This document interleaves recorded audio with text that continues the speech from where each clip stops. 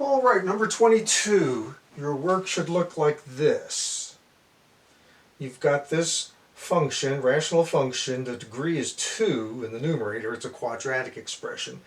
Down in the denominator, degree is 1. So, I can figure out the vertical asymptote by setting the denominator equal to 0. And I realize that the vertical asymptote is x minus 3. I better check. I can't tell if net minus 3 would make the numerator equal to 0 or not. If I quickly plug negative 3 in there, I get 9 plus 3 minus 6. Yeah, it's not going to be 0, so I'm okay. Now, the degree of the numerator is greater than the degree of the denominator, so there is no horizontal asymptote. However, this degree is 2, this degree is 1, so we're going to have a slant asymptote. I take the denominator and divide it into the numerator. All right, my numerator coefficients are 1, negative 1, negative 6. 1, negative 1, negative 6. Down in the denominator, I divide by the root of this denominator, of this binomial, which is negative 3. Do my synthetic division, get a remainder of 6, and the quotient polynomial is 1, negative 4. That means 1 times x minus 4. So y equals x to the 4th must be my slant asymptote. So I sketch that out over here. Then I plot a bunch of points, and you see how they connect here. Bend around here, and now they approach the slant asymptote. And there's another piece down here. Approaching the vertical asymptote, coming around, and then approaching the slant asymptote. And that's what my curve looks like. Of course, at this stage of the game, you're probably thinking, maybe I should invest the money in a graphing calculator. This is not getting easier as the semester goes along. The graphs actually get harder. Yeah, they do. Life is kind of like that. After college, it gets harder too. You'd think it'd get easier, but it gets harder. All right. Next topic, missing points. Holes, they're sometimes called. On page 485, look at this function. It's a regular old rational function. We notice that it is undefined at x equals 2. Right? Now, if you're a really astute algebra student, you might say, like, oh yeah, we've been factoring expressions like that this semester. They factor easily just like that, and lo and behold, when I get the x minus 2 over here, I see that I just happen to have that already in the denominator, so they cancel out. And this algebraic expression can be simplified to this one. True. But this function is not the same as that function, because in this function, 2 is not in the domain. In this function, 2 is in the domain. That means you can plot that line, right? That's a linear function. It has slope equals 1, it goes through the y-intercept of 2, and it goes just like that. But there's a hole at x equals 2. That's not allowed. And that is what the graph of that function looks like. You might think like, with an x squared in there, are you sure it's going to just be a straight line? Doesn't it have to be curvy? Go ahead and try a few x values. I bet after your third or fourth try, you're going to realize, oh yeah, they're all landing on the straight line. Okay, so it's important that you're aware of that concept. We're not going to make much use of it, but you've heard of it. For those of you going on to calculus, ideas like this will pop up from time to time.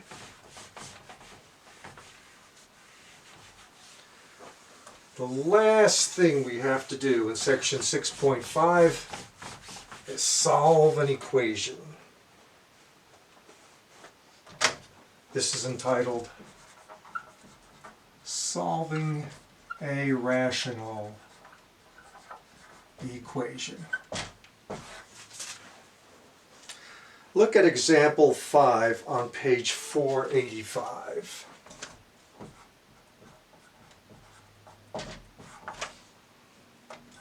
X squared plus x over x minus 1 equals x plus x cubed over x minus 1. Now you might look at that and you might think, yeah, we've done stuff like that. Well, at least we had numbers in the denominators. I don't know if we had variables. But either way, what we did with the numbers was we just multiplied by the correct number so that we'd clear out the denominators. So why don't we just do that when we have variables? Perfect. You're right.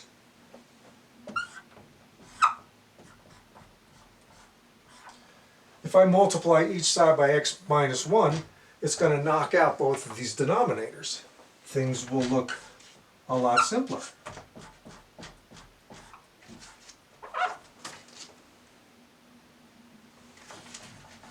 My next step will look like this. The x minus 1 multiplies the x squared. Over here is going to cancel out with that denominator, and I'll just have x. Here the x minus 1 is going to multiply the x, and it's going to cancel out with that denominator, just leaving that numerator, x cubed. So that's good. That's definitely progress. We no longer have denominators muddying up the system. Let me simplify each side. X cubed minus x squared plus x equals x squared minus x plus x cubed. I see x cubed on each side. Let's subtract that away. And I have an x term, I have x terms, I have x squared terms. So if I clear everything to one side, I arrive here.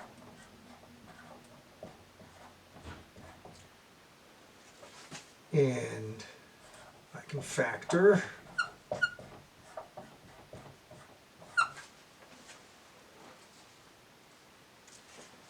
Setting 2x equal to 0, I arrive at x equals 0. Setting x minus 1 equal to 0, I arrive at x equals 1. And you might say, oh boy, I did it. I've solved the rational equation. But there's a catch. When you did this move, you introduced the possibility of extraneous roots. Remember, we bumped into extraneous roots when we solved radical equations a couple of weeks ago. Yeah, you're messing with the inner mathematics here when you go ahead and multiply each side by a variable. So you'd better go ahead and check your work. Now, first thing we'll check is x equals 0. Let's see if this root actually works. For x equals 0 in the original equation, I'm going to get 0 squared plus 0 over 0 minus 1 equals, with the question mark, because I'm checking, I don't know yet, 0 plus 0 cubed over 0 minus 1. Well, this is 0 plus 0, and this is 0 plus 0.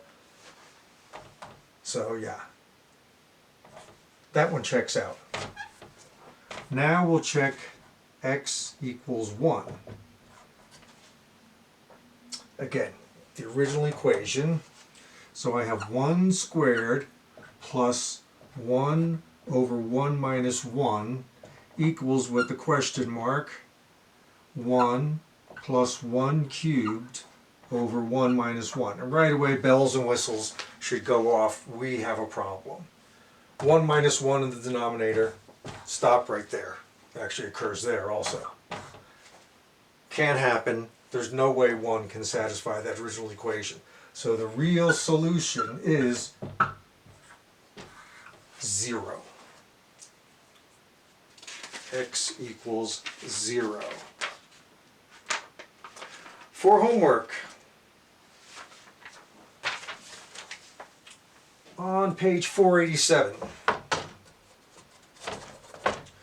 1 through 21 odd, and number 33.